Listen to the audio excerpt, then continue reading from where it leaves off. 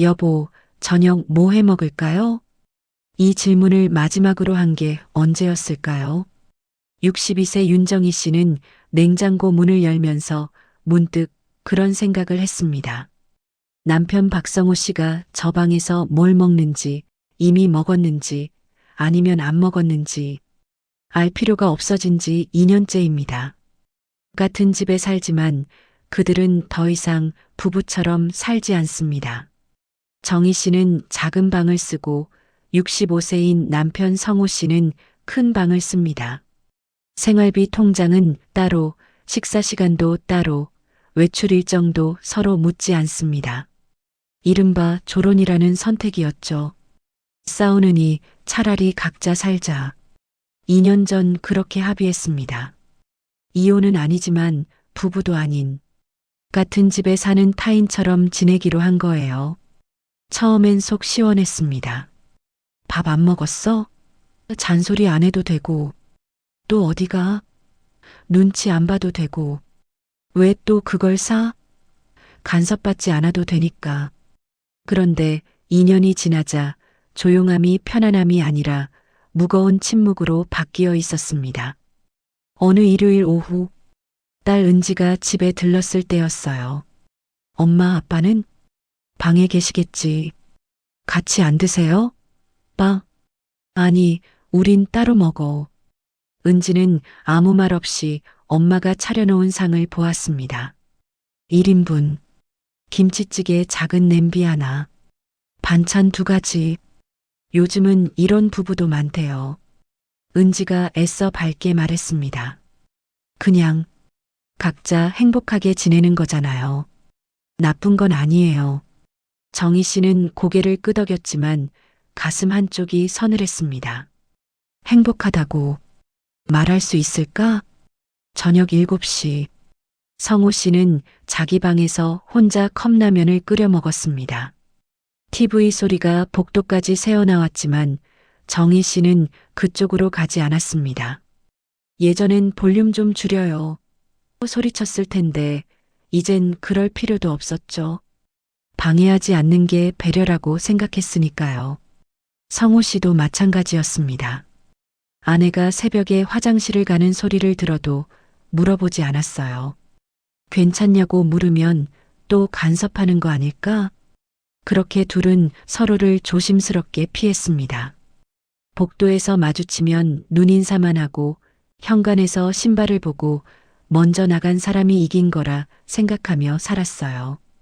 그런데 이상했습니다. 싸우지 않으니 평화로울 줄 알았는데 오히려 말이 사라진 집은 너무 조용해서 무서웠습니다. 정희 씨는 가끔 밤에 남편 방 불빛을 봅니다. 문틈으로 새어나오는 희미한 빛.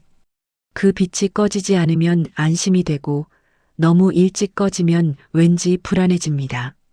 성호 씨도 비슷했어요. 아내가 기침하는 소리가 들리면 귀를 기울이다가도 문을 두드리진 못했습니다. 괜찮냐고 물으면 뭐라고 할까? 그렇게 2년이 흘렀습니다.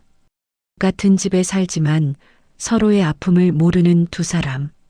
대화는 줄어들고 거리는 점점 멀어졌습니다. 겉으로는 성숙한 합의처럼 보였지만 사실은 서로에게서 도망치고 있었던 건 아닐까요? 그리고 그들은 아직 몰랐습니다. 서로에게서 이렇게까지 멀어진 삶이 언젠가 가장 위험한 순간을 만들게 될 거라는 걸. 그날은 화요일 오전이었습니다. 정희 씨가 설거지를 하고 있을 때 휴대폰이 울렸어요.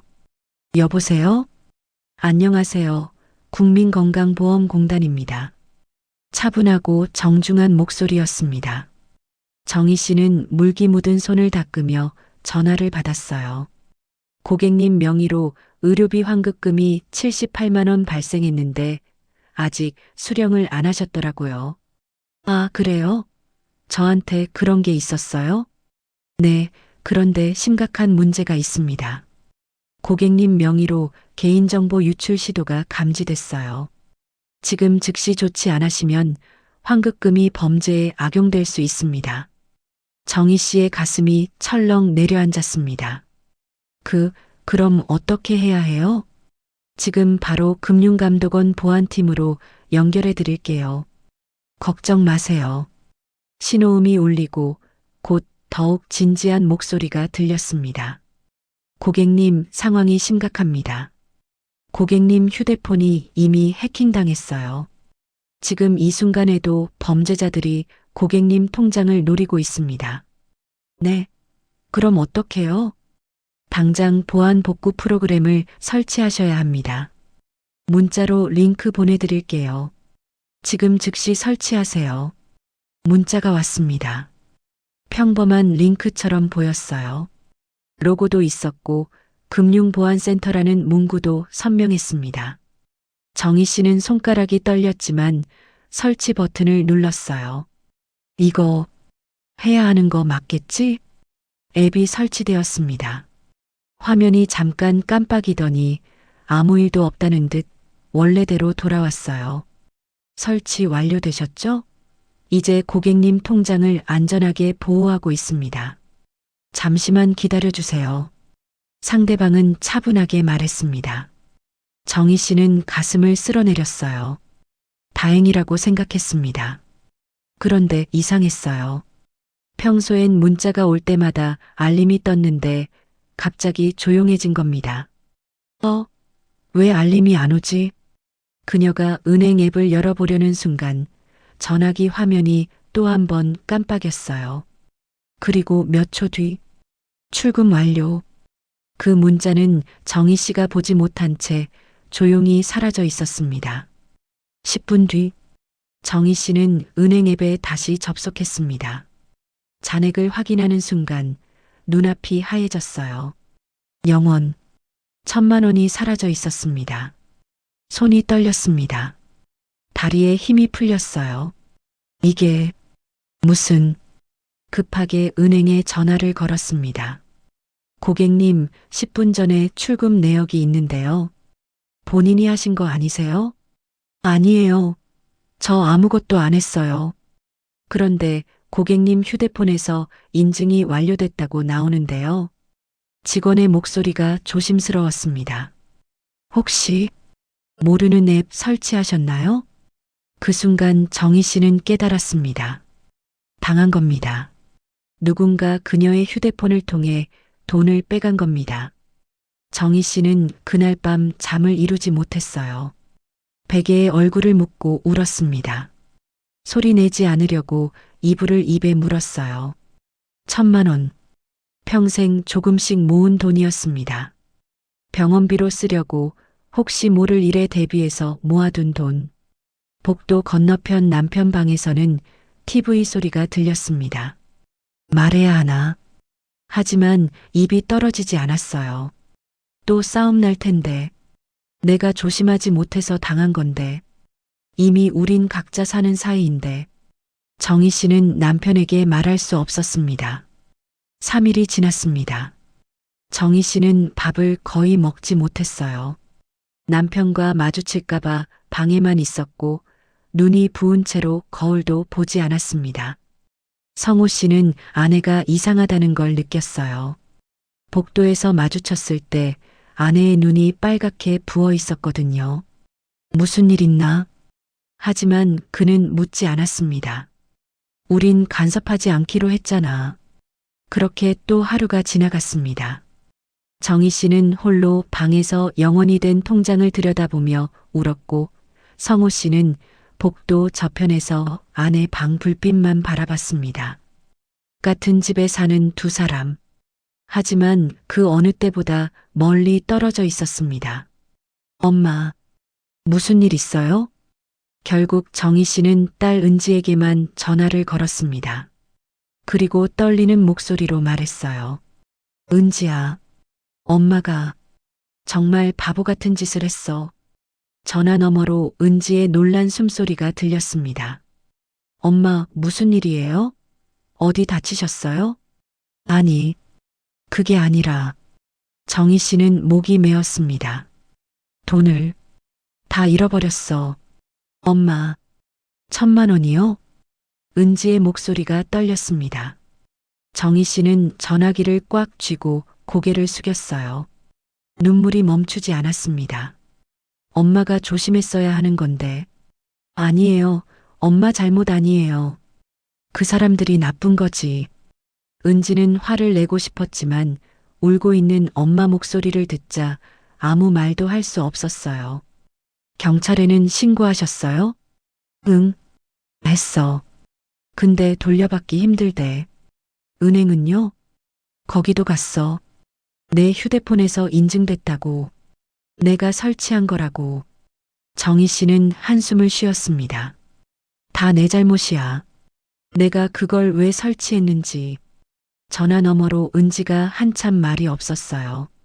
그러다 조심스럽게 물었습니다. 아빠는 아세요? 정희 씨는 대답하지 못했습니다. 말 안 하셨구나. 말하면 또 싸울 것 같아서. 은지는 깊은 한숨을 쉬었어요. 엄마 아빠한테는 말하지 마세요. 응? 지금 말하면 또 싸움 나잖아요. 아빠가 뭐라고 할지 뻔하고.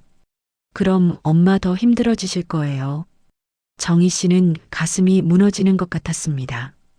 딸도 알고 있었어요. 이 집에서 부부가 서로에게 위로를 기대할 수 없다는 걸. 알았어. 말 안 할게. 제가 주말에 갈게요. 일단 엄마 좀 쉬세요. 전화를 끊은 뒤 정희 씨는 한참을 그 자리에 앉아 있었습니다. 그 주말 은지가 집에 왔습니다. 엄마 괜찮으세요? 응, 괜찮아. 정희 씨는 애써 웃으며 밥상을 차렸어요. 하지만 손이 자꾸 떨렸고 그릇을 놓을 때마다 소리가 컸습니다. 성호 씨도 방에서 나와 거실에 앉았어요. 딸이 왔을 땐 가끔 이렇게 같은 공간에 있곤 했습니다. 아빠, 요즘 어떠세요? 응, 그냥 그렇지 뭐. 짧은 대답이었습니다. 밥을 먹는 동안 은지는 엄마를 힐끔힐끔 쳐다봤어요. 눈이 자꾸 빨개지는 엄마를 보면서 가슴이 답답했습니다. 이렇게 살면 뭐하나. 그때 은지가 조심스럽게 입을 열었습니다. 아빠, 응? 엄마, 요즘 너무 말이 없어요. 성호 씨는 밥을 먹다 멈췄습니다. 그냥 한 번만 신경 좀 써주세요. 뭔가 힘든 일 있는 것 같아요. 정희 씨는 고개를 들어 딸을 쳐다봤어요. 은지가 살짝 고개를 저었습니다. 괜찮아요라는 눈빛이었죠. 성호 씨는 아내를 쳐다봤습니다. 그녀는 고개를 숙인 채 밥만 먹고 있었어요. 우린 간섭 안 하기로 했잖아. 그 말이 식탁 위에 떨어졌습니다. 은지는 더 이상 아무 말도 하지 못했어요. 정희 씨도 성호 씨도 그렇게 침묵 속에서 밥을 먹었습니다. 은지가 돌아간 뒤 성호 씨는 혼자 거실에 앉아 있었습니다. 말이 없다고? 아내 방 쪽을 쳐다봤어요. 불은 켜져 있었지만 아무 소리도 들리지 않았습니다. 무슨 일이 있나? 하지만 그는 일어서지 못했습니다. 괜찮냐고 물으면 뭐라고 할까? 우린 간섭하지 않기로 했는데. 그날 밤 성호 씨는 잠이 오지 않았어요. 복도에 나가 아내 방문 앞에 섰습니다. 문틈으로 희미한 불빛이 새어나왔어요. 노크를 하려다가 손을 내렸습니다. 다시 들었다가 또 내렸습니다. 말을 걸면 간섭하는 거 아닐까? 결국 그는 자기 방으로 돌아갔습니다. 그날 이후 성호 씨는 밤마다 아내 방 불빛을 확인하게 됐어요. 불이 켜져 있으면 안심했고 너무 일찍 꺼지면 왠지 불안해졌습니다. 복도에서 기침 소리가 들리면 귀를 기울였고 화장실 가는 발소리가 들리면 문틈으로 그림자를 봤어요. 하지만 끝내 다가가지는 못했습니다. 정희 씨도 마찬가지였어요. 그녀는 혼자 방에 앉아서 영원이 된 통장을 보며 울었고 남편에게 한 번도 말하지 못했습니다. 같은 집에 사는 두 사람, 서로를 걱정하면서도 서로에게 다가가지 못하는 두 사람. 그리고 그들은 아직 몰랐습니다. 더 큰 일이 곧 닥칠 거라는 걸. 그날은 12월의 어느 새벽이었습니다. 정희 씨는 새벽 4시쯤 잠에서 깼어요. 이상하게 잠이 안 왔거든요. 화장실에 갔다가 복도를 지나는데 문득 이상한 느낌이 들었습니다. 너무 조용한데? 평소 이 시간이면 남편 방에서 TV 소리가 희미하게 들렸어요. 새벽형 인간인 성호 씨는 항상 일찍 일어나서 뉴스를 보거든요. 그런데 오늘은 아무 소리도 없었습니다. 물 끓는 소리도, 기침 소리도, 발소리도, 심지어 문 아래로 새어나오던 불빛조차 꺼져 있었어요. 정희 씨의 가슴이 철렁 내려앉았습니다. 혹시 그녀는 남편 방문 앞에 섰어요. 노크를 해야 할까요? 아니면 그냥 지나가야 할까요? 손이 떨렸습니다. 간섭하지 말자던 게 우리였잖아. 하지만 뭔가 이상했어요. 너무 조용했습니다. 정희 씨는 작은 목소리로 불러봤어요. 여보, 대답이 없었습니다. 여보, 괜찮아요? 여전히 아무 소리도 들리지 않았어요. 정희 씨는 손을 떨며 문손잡이를 잡았습니다. 천천히 돌렸어요. 문이 열렸습니다. 어두운 방 안. 희미한 복도 불빛이 방 안을 비쳤어요. 그리고 그녀는 봤습니다. 바닥에 쓰러져 있는 남편을. 여보. 정희 씨는 비명을 지르며 안으로 뛰어들었어요. 성호 씨는 침대 옆 바닥에 쓰러져 있었습니다. 이불이 반쯤 떨어져 있었고 손은 침대 모서리를 잡으려 했던 것처럼 굳어 있었어요. 여보, 정신 차려요. 정희 씨는 남편을 흔들었어요. 성호 씨는 눈을 감은 채 미동도 하지 않았습니다. 안 돼. 안 돼. 손이 너무 떨려서 휴대폰을 제대로 잡을 수가 없었어요. 2번이나 떨어뜨렸습니다. 겨우 119를 눌렀어요. 여보세요. 남편이 쓰러졌어요.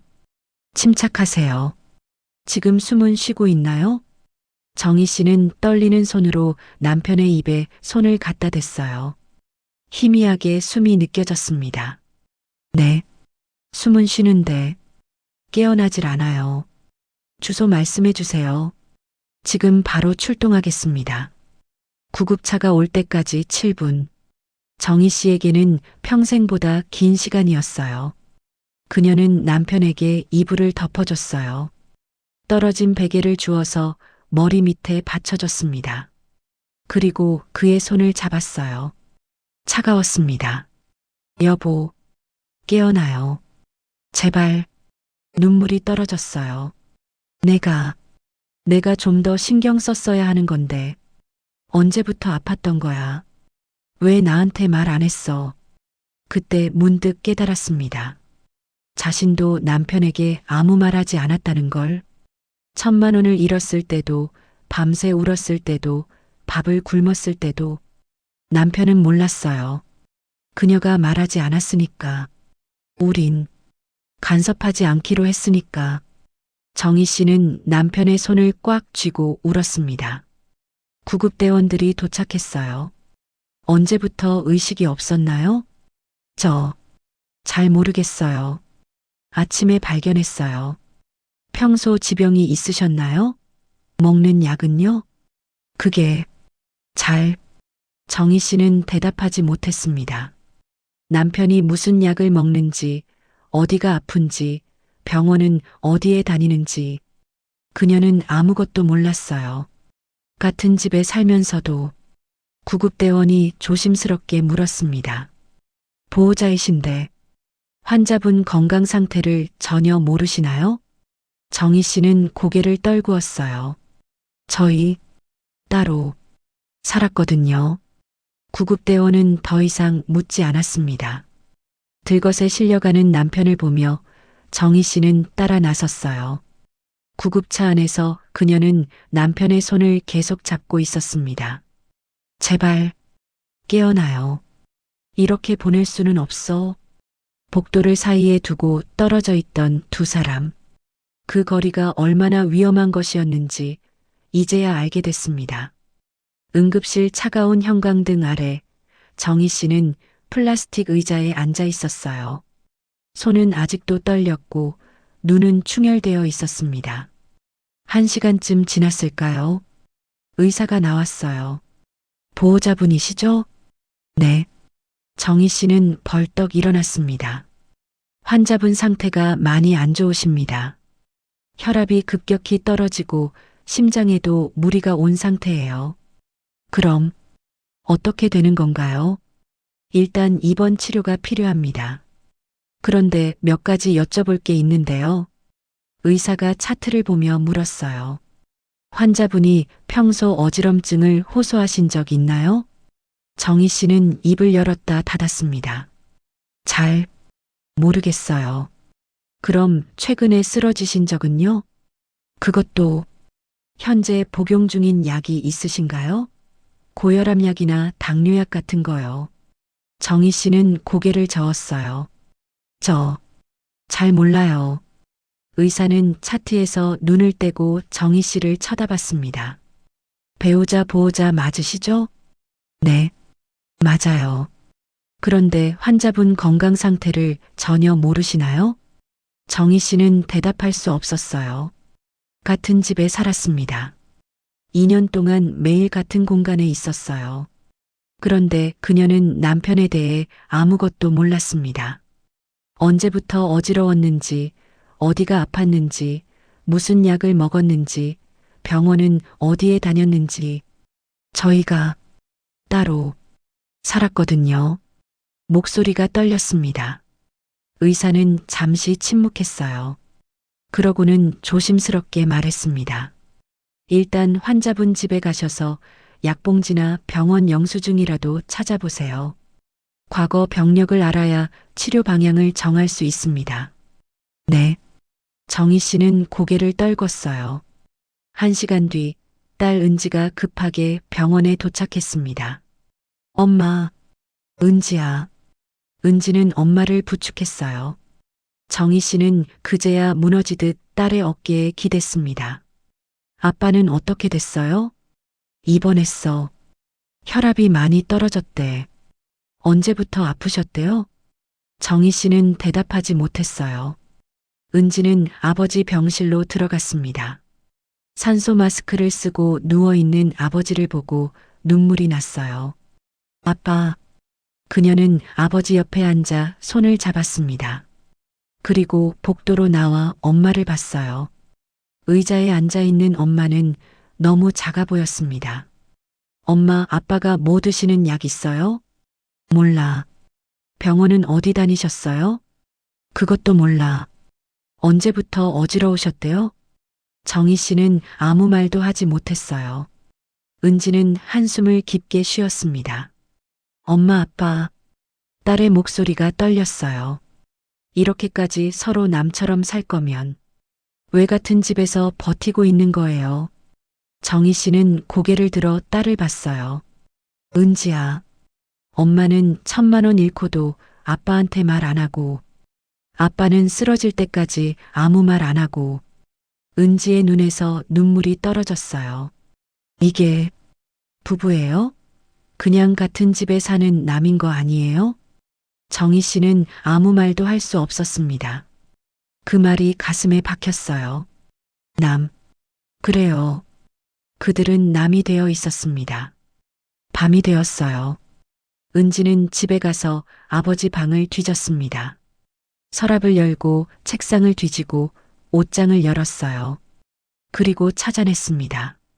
약봉지 3개, 병원 영수증 여러 장, 진단서 1장, 고혈압, 부정맥 의심. 은지는 그 종이를 보며 눈물을 흘렸어요. 아빠, 왜 말을 안 하신 거예요? 병원으로 돌아와 엄마에게 건네줬습니다. 정희 씨는 진단서를 보며 손이 떨렸어요. 이걸 혼자 앓고 있었구나. 엄마도 혼자 1,000만 원 잃고 숨기셨잖아요. 은지가 조용히 말했습니다. 두 분 다 왜 그렇게 사신 거예요? 정희 씨는 대답할 수 없었어요. 그들은 싸우지 않기 위해 거리를 뒀습니다. 간섭하지 않기 위해 말을 줄였어요. 상처 주지 않기 위해 서로에게서 사라졌죠.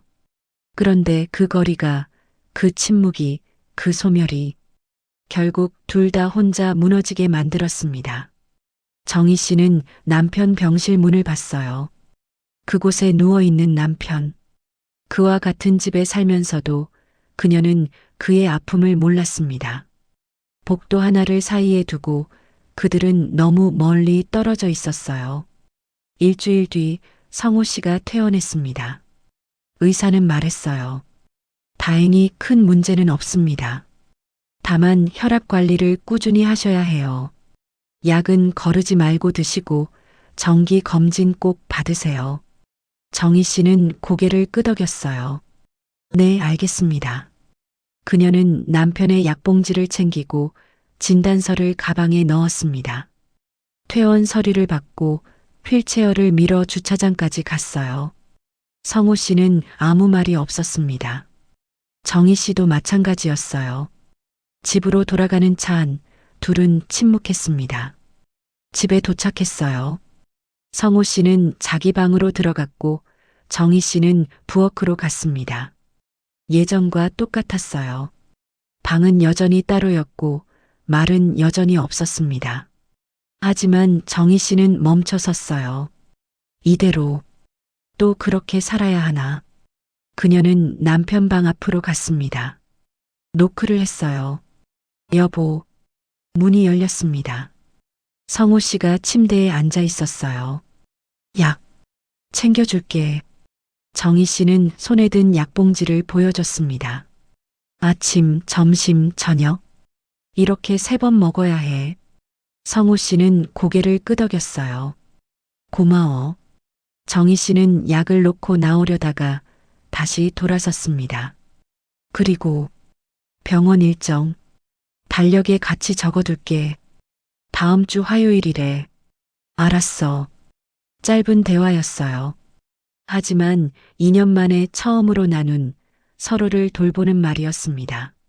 며칠이 지났습니다. 정희 씨는 남편 방문을 두드렸어요. 약 먹었어? 응. 저녁은? 조금 먹었어. 정희 씨는 고개를 끄덕이고 자기 방으로 돌아갔습니다. 다음 날도 그 다음 날도 똑같았어요. 약 복용 확인, 식사 여부 확인, 병원 일정 확인. 완전히 가까워진 건 아니었지만 최소한 서로의 안부는 물었습니다. 일주일 뒤 은지가 집에 왔어요. 엄마, 아빠 어떠세요? 응. 약은 잘 드시고 계셔. 같이 드세요? 빠? 아니. 여전히 따로 먹어. 은지는 한숨을 쉬었어요. 그래도 예전보단 나은 것 같네요. 정희 씨는 고개를 끄덕였습니다. 은지야. 네. 엄마가 너한테 말해야 할 게 있어. 정희 씨는 천천히 말했어요. 보이스피싱 당한 이야기를, 1,000만 원 잃은 이야기를, 혼자 울었던 이야기를, 그리고 남편에게 말하지 못했던 이유를. 괜찮냐고 묻는 게 간섭이라고 생각했어. 은지는 엄마 손을 잡았어요. 이제는요?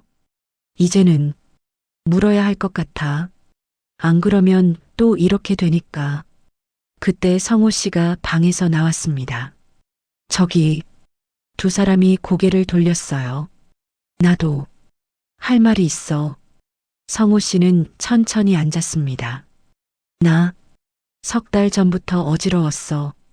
병원도 다녔고 약도 먹고 있었어. 정희 씨는 그를 쳐다봤어요. 왜? 말 안 했어? 말하면 민폐일 것 같아서. 성호 씨는 고개를 숙였습니다. 힘들다고 말하는 게 부담 주는 것 같았어. 둘은 서로를 봤어요. 그리고 깨달았습니다. 둘 다 똑같았어요.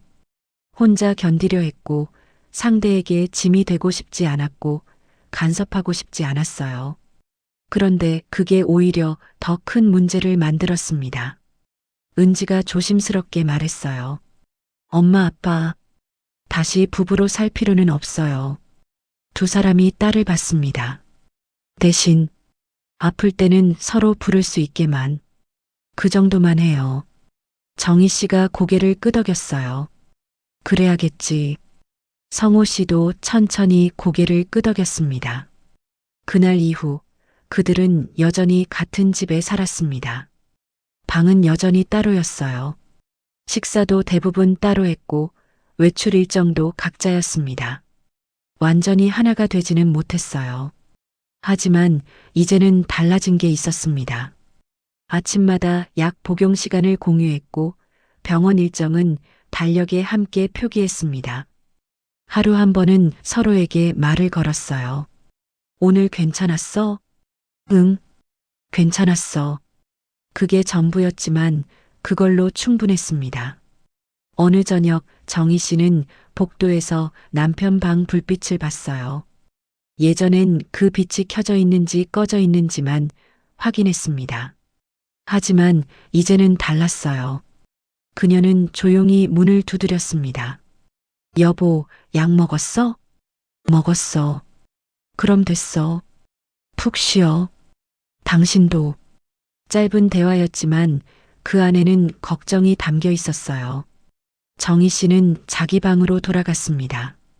그들은 여전히 경계 위에 서 있었어요. 완전히 가까워지지도 완전히 멀어지지도 않은 채. 하지만 적어도 이제는 알았습니다. 같은 집에서 서로의 방까지 걸어갈 용기. 그게 그들이 늦게서야 배운 조론의 최소한이었습니다. 우리는 자유를 원했지만 혼자가 되고 싶었던 건 아니었습니다. 간섭하지 않으려다 서로에게서 사라져 버렸고 상처 주지 않으려다 아예 말을 잃어버렸습니다. 하지만 이제는 압니다. 괜찮냐고 묻는 것, 힘들다고 말하는 것. 그게 간섭이 아니라 최소한의 돌봄이었다는 걸. 우리는 여전히 조론 중입니다. 하지만 이제는 서로를 부를 수 있습니다. 우리는 자유를 원했지만 혼자가 되고 싶었던 건 아니었습니다. 간섭하지 않으려다 서로에게서 멀어졌고 상처 주지 않으려다 결국 말까지 잃어버렸습니다. 같은 집에 살면서도 복도 하나를 끝내 건너지 못했던 두 사람. 그들이 깨달은 건 완벽한 화해도 뜨거운 사랑도 아니었습니다. 그저 괜찮아? 라고 물어볼 수 있는 용기, 나 힘들어라고 말할 수 있는 관계. 그것이 부부가 지켜야 할 최소한의 거리였다는 것. 당신의 곁에는 누가 있나요? 같은 공간에 있지만 말 한마디 건네지 못한 채 멀어져 가는 사람은 없나요? 오늘 그 사람에게 한 번만 물어보세요. 괜찮아? 그 한마디가 누군가의 삶을 붙잡아 줄지도 모릅니다. 댓글로 여러분의 이야기도 들려주세요. 끝까지 함께 해주셔서 감사합니다.